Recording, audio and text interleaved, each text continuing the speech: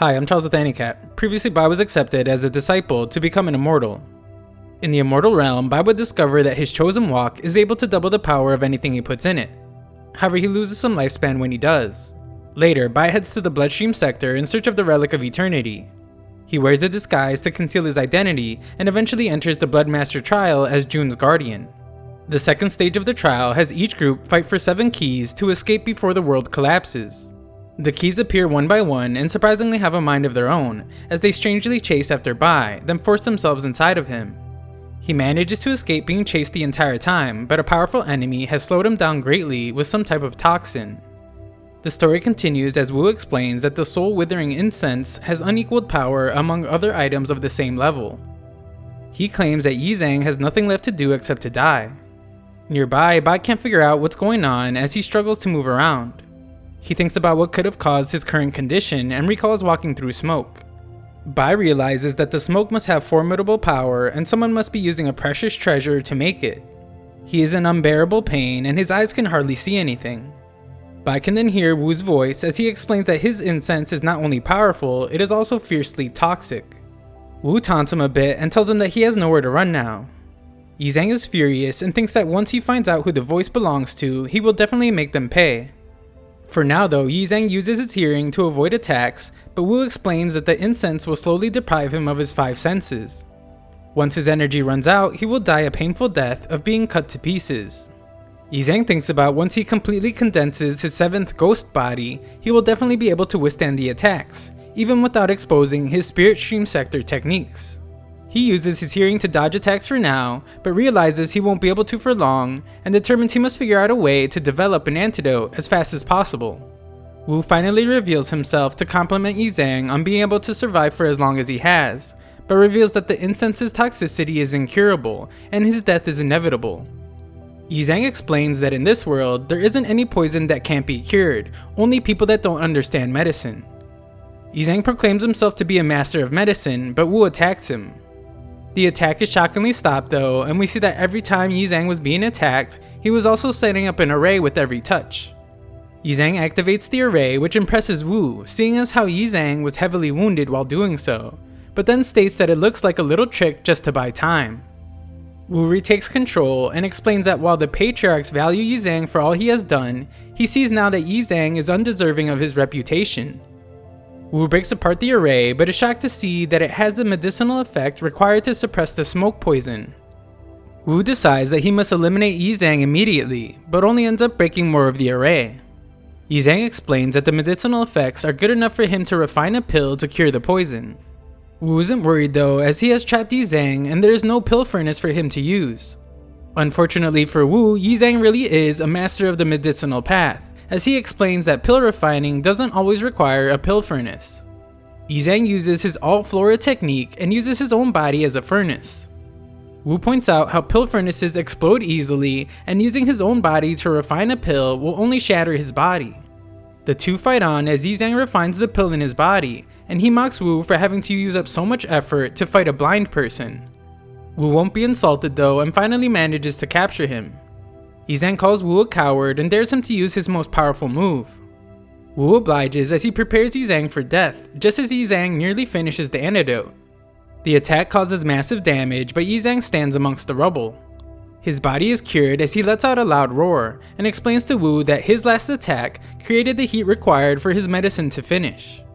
Yizang is completely cured now and uses a savage ghost attack. Wu manages to block it though and points out how familiar he is with the Lesser Marsh Peak's body refining technique. Yizang manhandles him anyway, but Wu shows his resilience as he maneuvers around the battlefield evading attacks. This is not all he can do as he uses his technique to cover Yizang with boulders. Just then, another pill collapses, signaling the 4th 2-hour period has started.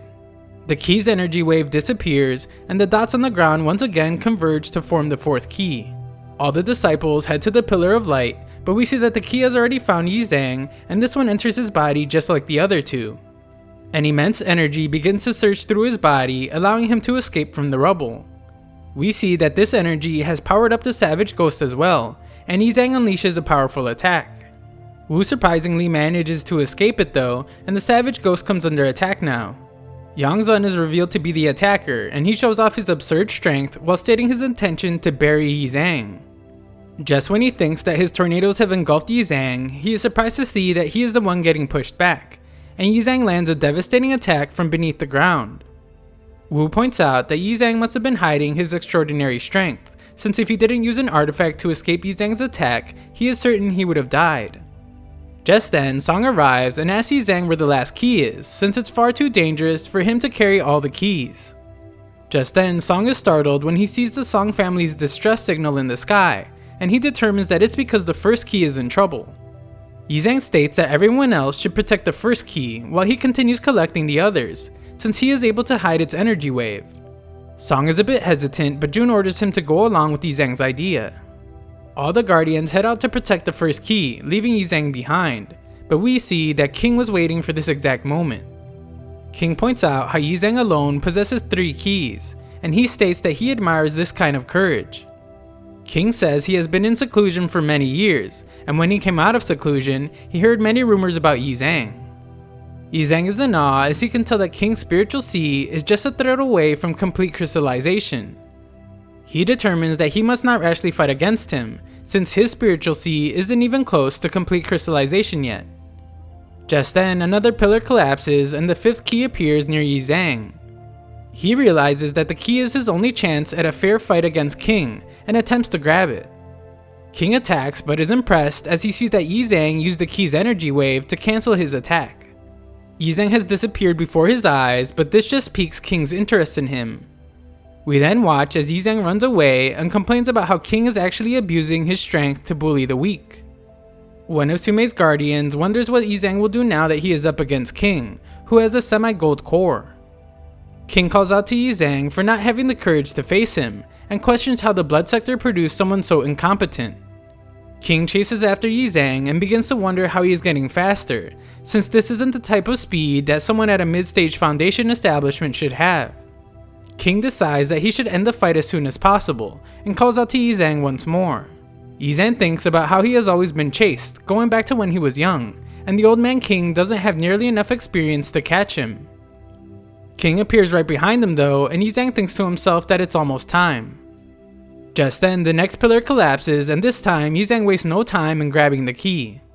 His body is infused with overwhelming power, and Yi Zhang uses it to awaken the 9th ghost. King can feel it nearby and determines that the force is close to the late stage Foundation establishment level. Yi Zhang becomes concerned though as he realizes that he absorbed too much blood ki and his body is about to fall apart. Things begin to go out of control as Jun can tell that something is wrong with Yi Zhang. He states that he must make use of external forces to stabilize by consuming some of the blood ki, otherwise his body will explode. With immense amounts of power surging through his body, Yi Zhang calls out to King for a fight.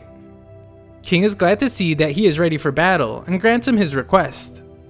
King's barrage of swords is stopped by Yi Zhang, so he uses a stronger attack, but that is stopped as well. Yi Zhang then goes on the offensive as he explains that a golden core is nothing impressive. Yi Zhang plans to end King's life with one strike, but King states that he will tear Yi Zhang to pieces for being so arrogant. The two clash swords and King is dumbfounded as to how Yi Zhang is able to fight him evenly. As if that wasn't enough, Yi Zhang uses even more power and manages to push King back. Yi Zhang isn't done yet and instructs King to continue fighting. King acknowledges Yi Zhang for having unfathomable power, but still realizes that he is definitely still hiding some of his abilities. Furthermore, King can tell he has a subordinate secretly in position. All things considered, King determines that if he were to continue fighting, then he would end up ruining Sumei's grand plan, and he decides to leave instead. Yi Zhang is relieved to see that the old man fell for his trick, since the initial burst of power he got from the key has worn off. He asks for whoever was following him to come out, and a teammate reveals himself, impressed at how equally he fought King. The man's name is Zen, and he explains that he followed him because he was worried. He states that Yi Zhang has 5 keys now, and has also sustained several injuries. Yi Zhang is a huge target right now, so Zen offers to protect him from now on. Yi Zhang states that as a team, they will overcome all obstacles together, and that when the next key appears, he will retreat so that Zen can have it. Yi Zhang decides to heal his injuries and asks Zhang to stand guard. While he does so, Yi Zhang thinks about how Zen came at the perfect time. He points out that he used the spiritual energy wave to trick King into leaving, but if he came back, then the brute strength of his savage ghost and other blood sector techniques won't be enough to defeat him. Since Zen was so eager to protect him, Yizang decides to help him in return by allowing him to have the next key. He also thinks about how great it is that the battle has completely stabilized his half-demon body. He isn't sure if the keys he has absorbed will still count, but he does have a deep connection with the blood ancestor, and no matter what happens, he shouldn't be obliterated. He then attempts to ask the blood ancestor to give the next key to Zen to assure that Jun will win the position of Bloodmaster. We then watch for a brief moment as Song and the other disciples guard the first key so that Sumei's group will end up with none. We then jump to another fight where Sumei is eventually captured by Jun. She isn't captured for long as she uses an item to escape and warns Jun not to get too confident as the fight isn't over. Just then, the next pillar begins to collapse, so Zen makes sure to remind Yizang to keep his word, and Yizang explains that his word is all he has. The key once again emerges near Yizang, and he tells Zen to hold onto it tightly since the keys like to follow him. Zen states that he doesn't need to be told that, but for some reason he doesn't grab it and just watches as it goes towards Yizang. He is then shocked to see the key disappear, and Yizang struggles as the key attempts to enter his body. Zen is completely confused but seems to begin understanding when he sees that Yizang's cultivation level is increasing rapidly. This is exactly when Zen realizes that Yizang is not hiding the keys, he is absorbing them. Yizang wonders why the key appeared directly in his body this time, just as Zen attacks him. Zen accuses him of deceiving everyone, but Yizang attempts to explain that it was an accident. The two fight as Zen explains his plan to cut him open and take the keys back. Nearby, guardians of the Song family claim victory as they have successfully protected the first key. However, just then, the key leaves Song's hand and they begin the chase.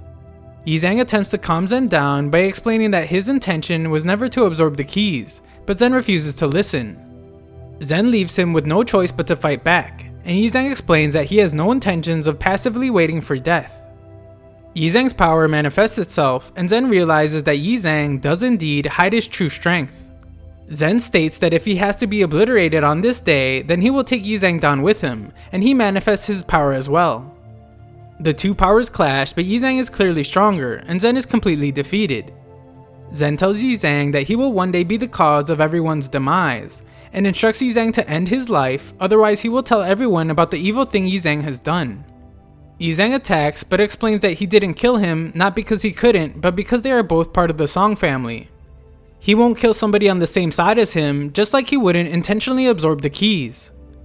Just then, Yizang and the others chase the first key as they realize it's heading for Yizang.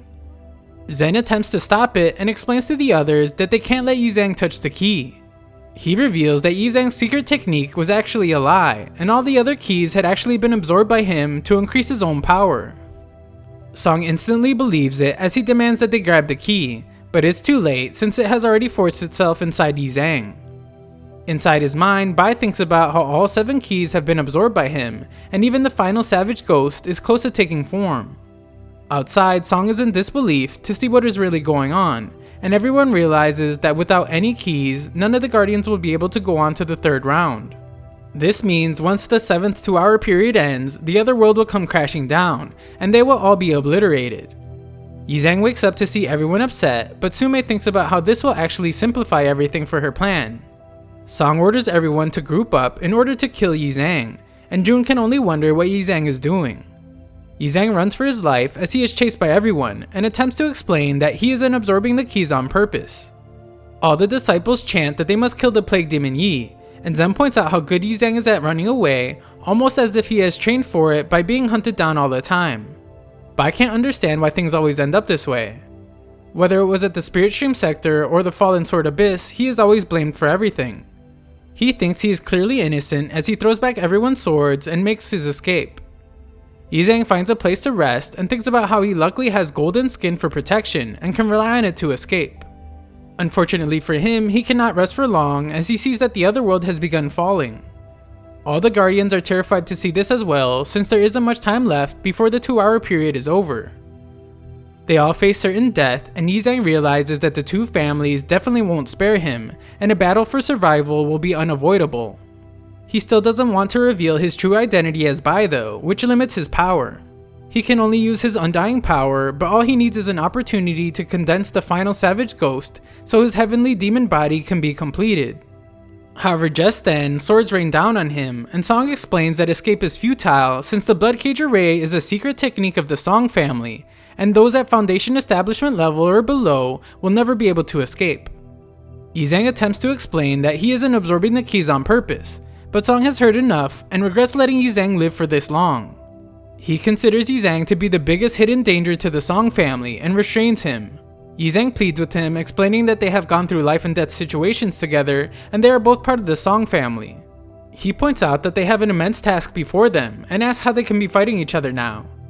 Song reveals that he has never acknowledged Yizang as part of his family, and explains that killing him is the only way that they have a chance to reform the keys. Song prepares to kill him, but June arrives to explain that family members are not allowed to fight without her permission. Song can't believe that his sister defends Yizang even now, and questions if she really wants to watch everyone die together with him. Yizang tries to say that there is definitely another way out of the situation, but Song has made up his mind already. He disobeys his sister's orders as he begins to eliminate Yizang, and the other guardians follow his lead. They begin to form a combined attack with enough pressure to bring Yizang to his knees, and he acknowledges the powerful Origin Blood Sword. He is amazed to see that they have brought out their own inheritance just to kill him, and Song explains that he can die in peace knowing this. Sumei keeps June busy as everyone else unleashes their attack on Yizang. Yizang states that since they all want him to die so badly, he will ignore their safety and use all their blood ki to condense the 10th and final savage ghost.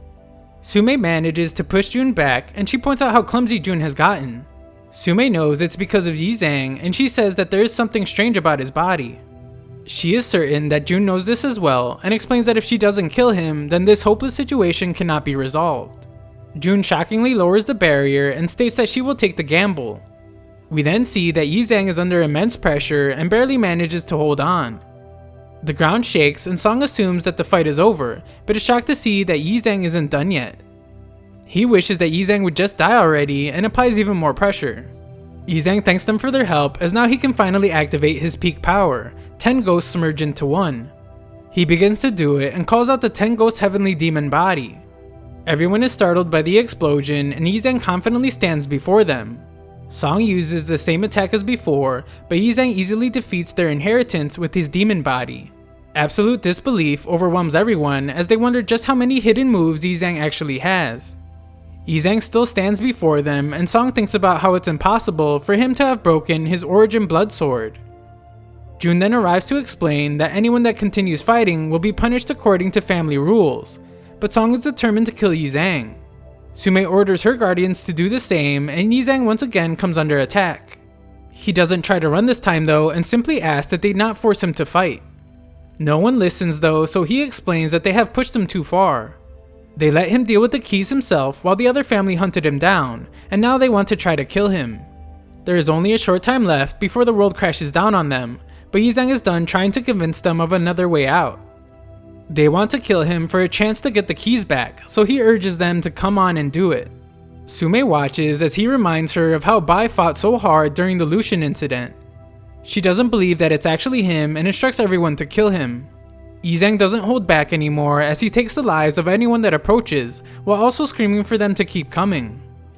However, just then, the other world has come dangerously close, and its gravitational pull can even be felt. The 2-hour period has ended, and the Guardians now realize that it's all over. Zen realizes that they're all going to die, and attempts to get revenge on Yizang, but his body is turned into stone as he begs for his life. June can only watch in horror as this happens to all the other Guardians as well. Sumei explains that Yizang is to thank for what has happened, since he absorbed all the keys. Because of this, Sumei can now use her secret plan of using Bloodmaster tokens to escape with her top Guardians, and solidify her position as Bloodmaster. June is shocked as this violates the Bloodstream Sector's supreme rule of not making copies of the Bloodmaster token. Sumei explains that no one will care what happened this day once she becomes the Bloodmaster, and prepares to leave everyone behind to die. Thanks for watching part 21, 6,000 likes and I'll know you want a part 22.